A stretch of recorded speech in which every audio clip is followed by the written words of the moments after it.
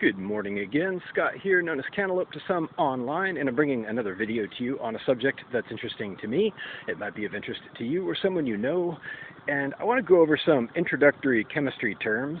This isn't going to be an advanced introduction to chemistry, but some things that you might learn in school if you take a class or if you're interested as a hobbyist, which used to be a thing. Hobby chemistry used to be a thing. It's kind of frowned upon nowadays due to the potential for abuse and limit of applications, limit of healthy, productive applications, I should say. But there's a lot to be said about it, and I want to talk about things that people often call complicated or requiring of a degree of sorts, when in fact they're very simple when you look at them.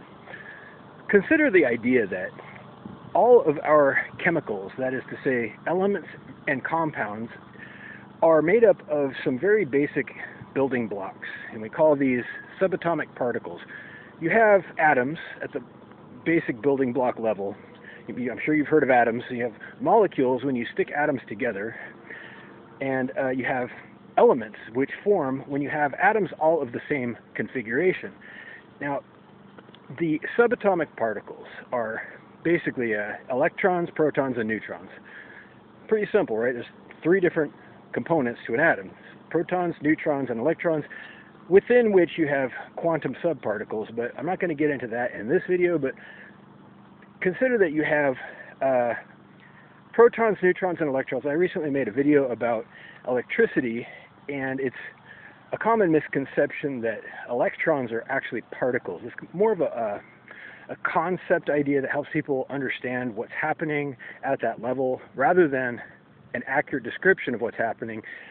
In fact, there are no particles called electrons. Not particles. What they are is energy shells, energy levels that can be moved from atom to atom. In the case of electricity, you can push these energy shells along a string of the same type of atom, that is what we call elements, if it is conductive. And they are not all conductive, which means that some substances, some elements, do not support the moving of energy shells along the body of the substance. But some do, such as metals, most metals, and even some non-metals in the form of semiconductors, such as silicon. There are many types of elements, of course. And what's interesting to think about is that it's not really complicated what creates the elements. They are all, at the bottom, made of these same basic building blocks: protons, neutrons, and electrons, starting with hydrogen. I misspoke. Hydrogen is the simplest configuration. You have one proton, one neutron, and one electron. Or should I say, I have to review. There might just be a proton and an electron. It doesn't really matter. The point is that the simplest element is hydrogen, and you can add more of these items, more of these building blocks, and as you add, you reach different elements. Literally, different elements are made from just creating more protons, neutrons, or electrons in various configurations. And this gives rise to the periodic table. If you've seen it, it has all the possible elements listed out, including some exotic ones, including some elements that people have never actually seen or made in a laboratory because they're dangerous or difficult to create, but they exist hypothetically as possible configurations of these building blocks. So we can say, just because this one doesn't, exist on Earth, it's a possible configuration. If you add this number of electrons and so forth, it theoretically could exist. So these are included in the periodic table. It's kind of interesting. So back to the subject of chemistry. In chemistry class, you learned that these elements, which are just different configurations of protons, neutrons, and electrons, have reactive capabilities, reactive properties when you combine them. When you combine two or more elements, you have what's called a compound, and some of them are stable and some of them are not stable. Some of them, in fact, have radioactive decay, which means that they are so unstable that they lose energy just by existing. They have what's called a half-life, and they emit energy in the form of radiation.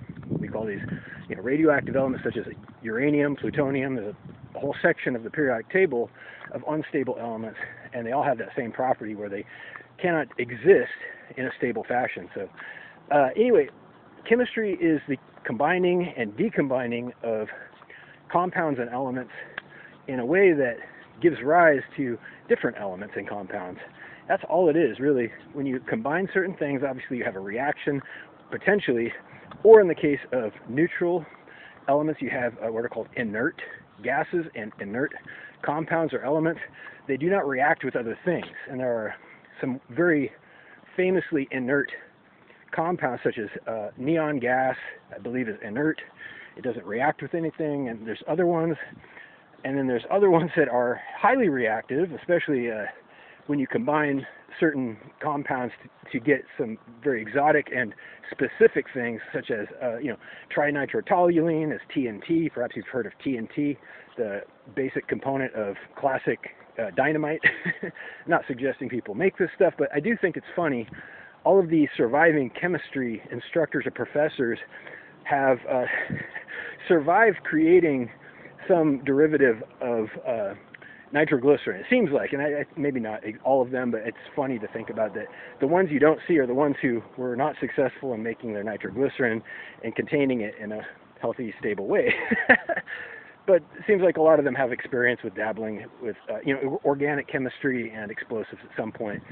And to be honest, that has always been an interesting selling point of chemistry. People seem to be fascinated with the medicinal effects of certain compounds and the potential military applications of certain compounds. So I digress, but all of this stuff, all of the reactions, the entire field of chemistry and the things you can do with it boil down to those same basic three building blocks: protons, neutrons, and electrons in some combination, some number, and the compounds of combining these elements. Hopefully that makes sense. I am not an expert. I don't have a degree in chemistry. So, consult an expert if you feel like getting into it. If you want to make something, make sure you don't gas yourself or blow someone up, because it's really easy to do. And reach out below if you like with comments or questions. Thank you.